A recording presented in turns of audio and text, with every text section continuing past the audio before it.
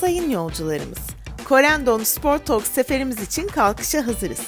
Bugünkü uçuşumuzda bolca heyecan, kahkaha ve spor dünyasının en büyük isimleri var. Ama merak etmeyin, bu uçuşta türbülans yok. Sadece efsanevi anılar var. Kemerlerinizi bağlayın ve keyfinize bakın.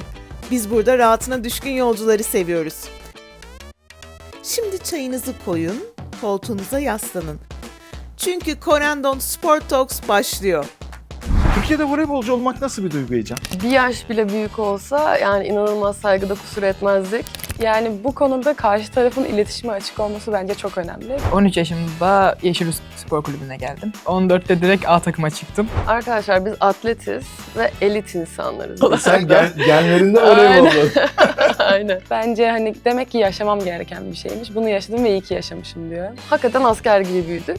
Karakter olarak Eda Erdem diyebiliriz bir idol olarak. Onlar işte okulu bitiriyorlar, evlerine gidiyorlar ya da ne bileyim işte bir yere gidiyorlar, oturuyorlar, eğleniyorlar. Sen bunların pek çoğunu kaçırıyorsun. Ama hiç pişman değilim. Corendon Sport Talks'a hoş geldiniz. Bugün 3 harika konuğum var. Sevgili Ecem Aknam. Ecem Yeşilyurt Spor Kulübü'nün kaptanı ve aynı zamanda Türk sporunu da, Türk voleybolunu da yurt dışında temsil etmiş bir yıldızımız. Ve 2 tane de genç, şahane kardeşimiz var burada. Nehir Kiraz. Doğru değil mi Nehir? Evet. Tamam. Başka ismin var mı? Var.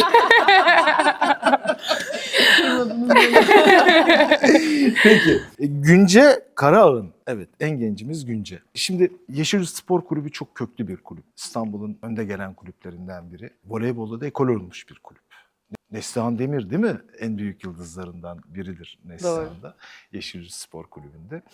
Türkiye'de voleybolcu olmak nasıl bir duygu Ecem? Bunu sen çok güzel yaşadın diye tanımlıyorum ben çünkü. Pek çok kulüpte oynadın. Voleybolcu olmak nasıl bir duygu? Sporcu olmak nasıl bir duygu Türkiye'de? Bence çok keyifli. Yani başlarda okula beraber giderken hem disiplinli olmayı öğrendik, hem popüler olmayı da öğrendik. Yani her anlamda doya doya yaşadık diyebilirim. Yaşamaya da devam ediyoruz. Milli takım serüvenlerim oldu. Dediğiniz gibi işte Beşiktaş'ta, Galatasaray'da oynama fırsatı buldum. Yurt dışı deneyimin var. Evet, Bakü'de oynadım. Yani doya doya yaşadım diyebilirim. Keyifli bir serüvendi. Zordu, güzeldi, yorucuydu ama keyifliydi. Sanki bitirmişim gibi konuştum, hala devam ediyorum ama. Ama şöyle bir şey vardır. Ertuğrul Özkök'tü yanılmıyorsam. Hürriyet'te yayın yönetmenliğini bıraktıktan sonra bir yazı yazdı. Güzel bir hayattı dedi. Böyle baktığınız zaman hakikaten güzel bir hayattı ve tek kişilik yaşamıyorsunuz gördüm. Bir kişinin hayatına sığdırabileceğinden çok daha fazla şey biriktiriyorsunuz sporda sanıyorum. Aynı şey senin için de geçerli. 21 yaşında üstelik de Macaristan'ı da görmüş, yurt dışında voleybol oynamış. 21 yaşında bütün bunları hayatına sıkıştırmış, hayatına yerleştirmiş yeni bir yıldız adayımız. Nehir. Evet, biraz erken atıldık profesyonelliğe diyeyim. Neredeyse 7 sene oluyor. 7 sene. Aynen. Kaç yaşında başladın? Ben 10 yaşında başladım ve Yeşilyurt Spor Kulübü'nde başladım. Bakırköylüyüm doğma büyüme. Yeşilyurt'ta başlamıştım. Biraz seninle hemşerilik tarafımız da var ama. Evet doğru. O da Bodrum'dan geliyor.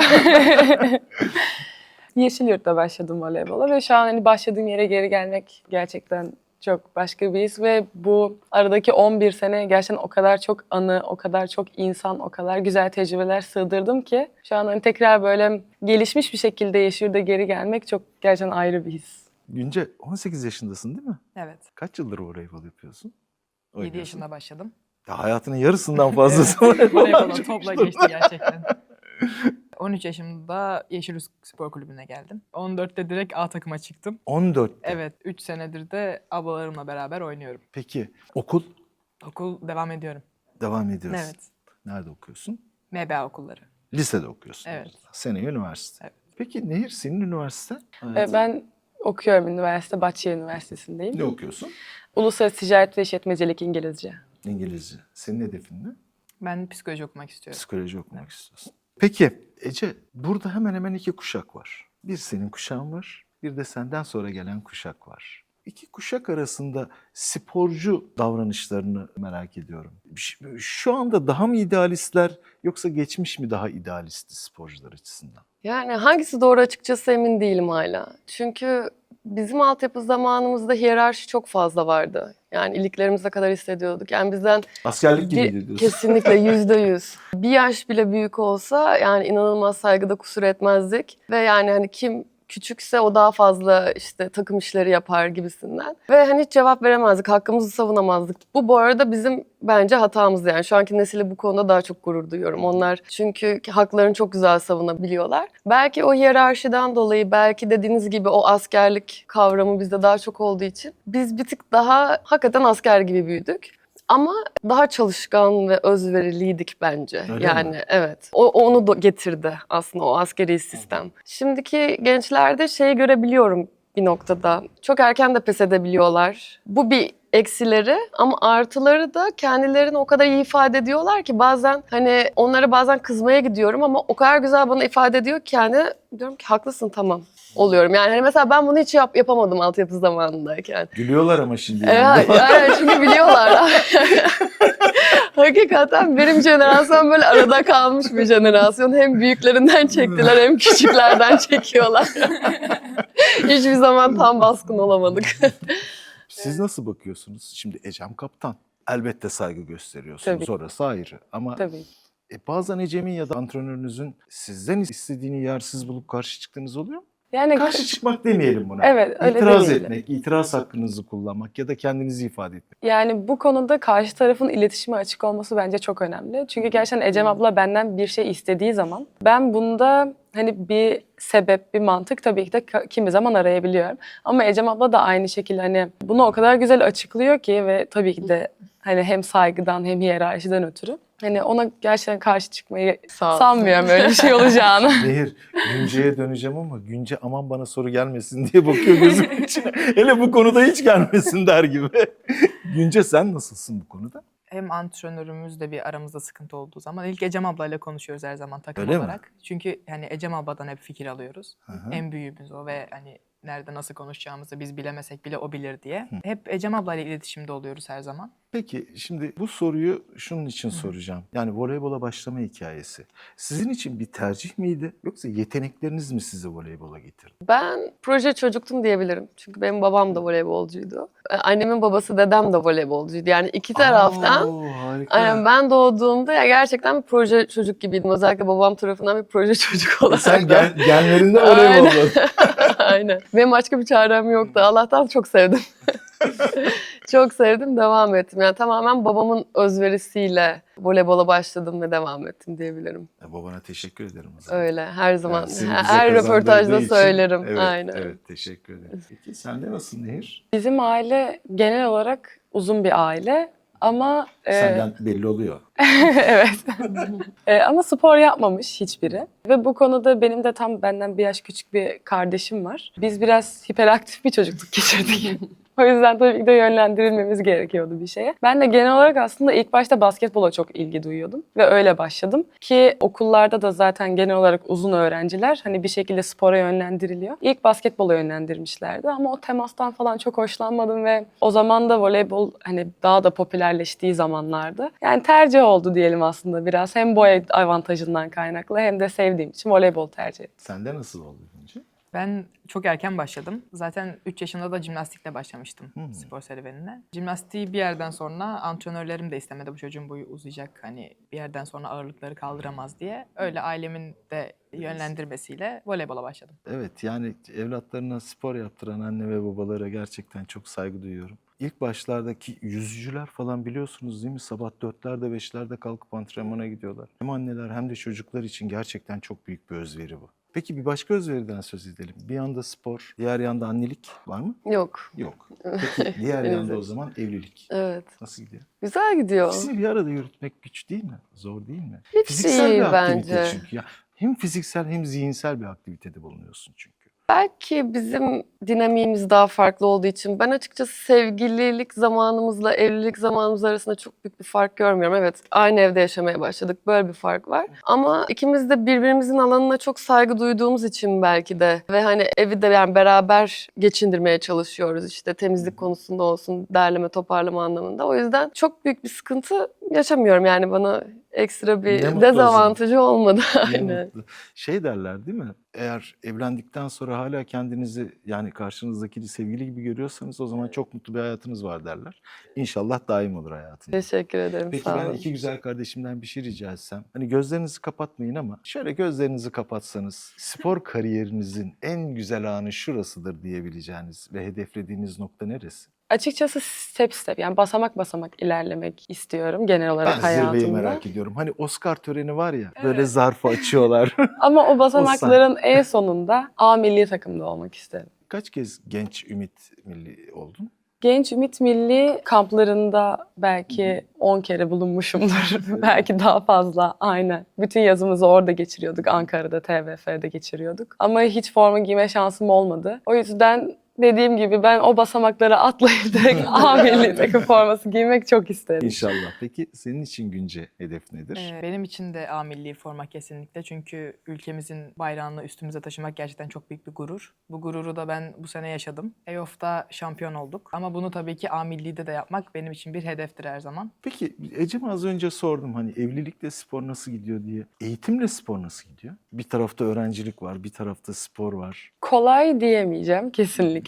Özellikle üniversitede daha da zor olduğunu fark ettim. Ama şöyle yani şehirde bulunduğumuz sürece işte arkadaşlardan not almak olsun, evde çalışmak olsun. Çünkü gerçekten okula gitmek birazcık sıkıntı. İşte antrenman saatleri çakışabiliyor. İstanbul trafiğini zaten biliyorsunuz. Hadi okula gittin antrenmana nasıl yetişeceğim falan. Bu tip sıkıntılardan kaynaklı. Daha çok hani en azından sınavlara gidip işte arkadaşlardan not alıp falan sınıfı geçmeye tabii ki de çalışıyoruz her türlü. Ama hiç kolay olduğunu söyleyemeyeceğim. Üniversite tarafı hani bir parça daha rahattır anlıyorum ama lisedeki disiplin Lise, biraz yüksek. Sen evet. nasıl başarıyorsun? Antrenmanlarımız çok yoğun oluyor ve hani okula gidip gelmek de biraz sıkıntı oluyor antrenman için. Ama gitmeye çalışıyorum her zaman. Hani okul çünkü her zaman bir B planının olması gerekiyor. Antrenörler de bize bu zamana kadar böyle getirdi. Her zaman bir B planınız olsun diye. Gidip gelmeye çalışıyorum, sınavlarıma girmeye çalışıyorum. Bu sene üniversite sınavına hazırlanıyorum. Peki Ecem güzel bir kariyer. Yurt dışı, yurt içi, güzel takımlar. Kariyerinde ya iyi ki yapmışım dediğinle, keşke yapsaydım dediğin o iki anı merak ediyorum. İlk yapmışım dediğim kesinlikle yurt dışına gitmekti.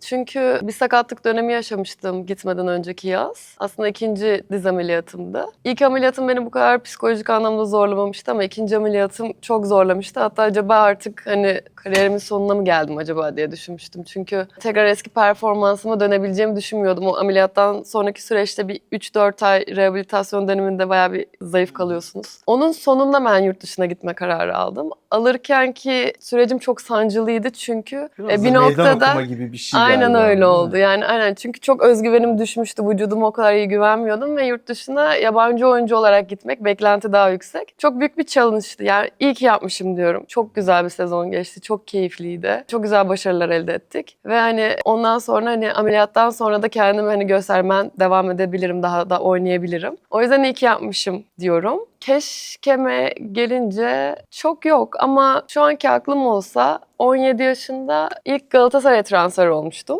O sene işte biz hem SEV hem bir sonraki sene de Şampiyonlar Ligi oynuyorduk. Kadromuz çok iyiydi. Ve ben o zaman genç oyuncu olarak gittim. O an hani çok iyi antrenörlerle çalışmak, iyi oyuncularla antrenman yapmak bana çok cazip gelmişti. Ama şimdi düşünüyorum ki o yaşlarda keşke daha oynayabileceğim takıma gitseydim. Daha sonra o tempoya, Gelseydin, evet sonra gelseydin. gelseydim. Çünkü 4 sezon hani yedek oldum, hep forma bulmaya çalıştım ama sanırım o yaşlarda oynamak daha kıymetli. Oynayıp daha sonra Galatasaray'a transfer olmayı daha çok isterdim. Peki Nehir sen 21 yaşındasın ve yurt dışında profesyonel voleybol oynadın. Evet. Budapeşte'ye yakın bir Aynen, şehirde. yakın. Evet. Nasıl bir duygu bu? Yani daha hani benim gözümde en azından ve pek çok insanın gözünde daha çocukken yurt dışına gidiyorsun. Üstelik profesyonel bir sporcu olarak. 18 yaşına yeni basmıştım tam gittiğimde. Hatta imzaladığımda basmamıştım, gittiğimde basmıştım. Günce kadardın yani. Evet, günce kadar. Tam olarak öyle gerçekten. İlk başta açıkçası gerçekten zorlandım. Ama şu an diyorum ki iyi ki konfor alanımı erken bir yaşta terk etmişim. Ve hani bunları görmüşüm. Çünkü bence hani demek ki yaşamam gereken bir şeymiş. Bunu yaşadım ve iyi ki yaşamışım diyorum. Çünkü konfor alanını terk etmenin insana kattığı şeyler gerçekten bambaşka. Yurt dışından arkadaşlarım oldu. Tek başıma yaşadığım, ailemden uzak. İlk başta tabii ki de çok korkmuştum. Ama sonra gidince ve döndükten sonra gerçekten bu tecrübenin ne kadar kıymetli olduğunu daha iyi anladım. Tabii nezle olduğunda ya da grip olduğunda ağlayacak kimsen yok. Evet. Yine ağlıyordum telefondan. Anne ne yapayım, ne ilaç içeyim falan. Peki Günce, sana bir şey sorayım. Şimdi yaşıtlarına bakıyorsun. Onlar işte okulu bitiriyorlar, evlerine gidiyorlar. Ya da ne bileyim işte bir yere gidiyorlar, oturuyorlar, eğleniyorlar. Sen bunların pek çoğunu kaçırıyorsun. Ama hiç pişman değilim. Öyle mi? Evet, hiç pişman değilim. Ben İzmirliyim doğma büyüme. Hı hı. 13 yaşında geldim İstanbul'a. Ailem hala İzmir'de. Tek yaşıyorum burada. Öyle mi? Evet ama hani gerçekten iyi ki de yapmışım. 14 yaşında yapmak biraz zor ama Hiç kolay. iyi ki de yapmışım yani. Anne ve babaya da bravo. 14 Evet. yaşında evlattan ayrılmak da değil mi? Çok kolay bir şey değil yani hakikaten. Bravo. Yani müthiş bir özveri gerektiğini zaten bu gösteriyor. Peki ikinize sormak istiyorum özellikle. Böyle hani örnek aldığınız bir sporcu var mı? Davranış, başarı, kariyer, bu tür bir örneğiniz var mı önünüzde? Bir rol modeliniz var mı? Evet. Buna iki farklı cevap vermek istiyorum. Karakter olarak Eda Erdem diyebiliriz bir idol olarak. Onun dışında hem benim mevkimde olduğu için hem de dünya çapında baktığımız zaman Gabi'yi gerçekten çok örnek aldığım bir sporcu kendisi. Gerek oyunu gerek sahadaki duruşu, hırsı her şeyiyle Gabi diyebilirim buna. Ben de Türk voleybolunun değişmez her zaman gösterilen idolü karakter olarak Eda Erdem diyeceğim. Kendi mevkim içinde Maya Ognjanović diyeceğim. Gerçekten çok ayrı bir seviye. Şimdi daha tecrübeli kaptana sormak istiyorum. Kaptan, sanki voleyboldaki modeller bizim alıştığımız sporcu davranışlarının dışında daha sorumlu, daha halka yakın, hakikaten çok olumlu rol modeller çıkıyor voleyboldan. Bunun bir şeyi var mı? Yani voleybolun etinden midir, suyundan mıdır, toprağından mıdır?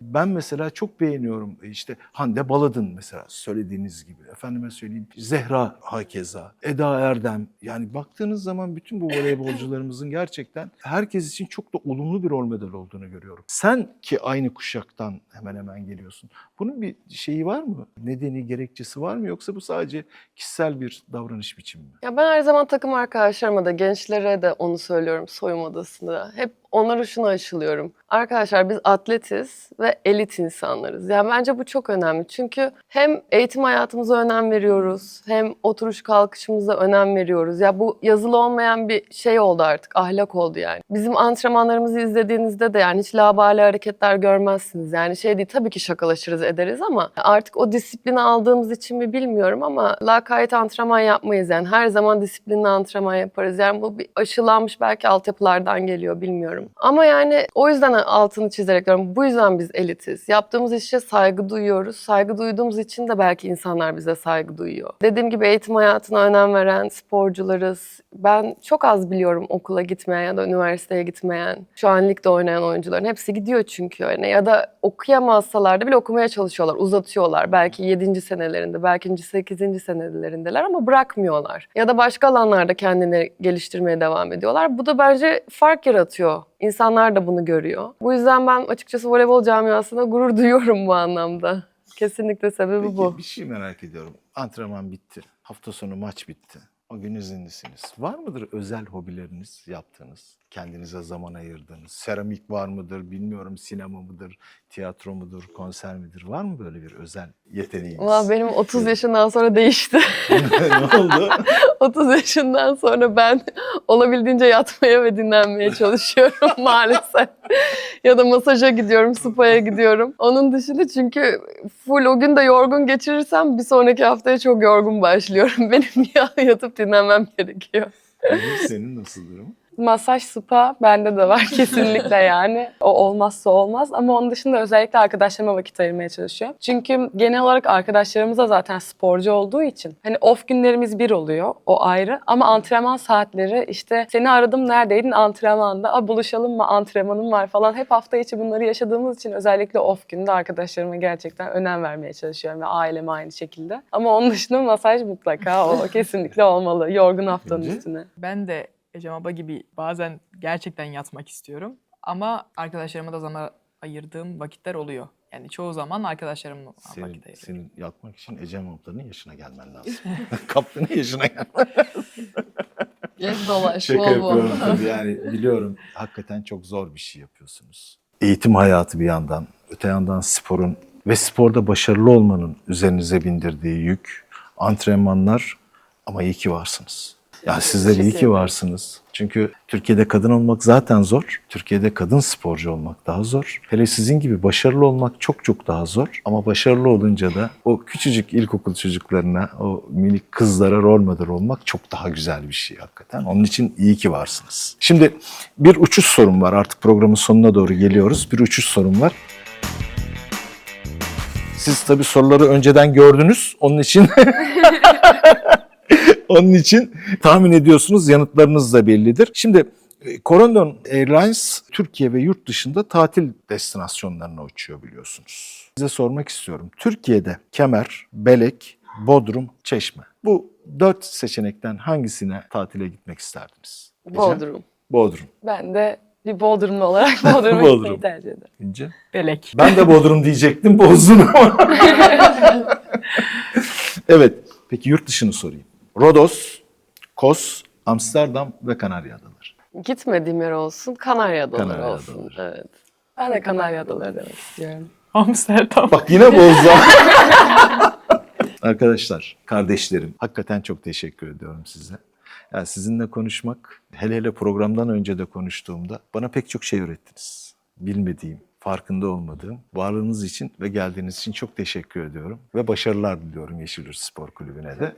Teşekkür ederiz. Corendon Sport Talks'tan bu haftalık bu kadar. Haftaya görüşmek üzere.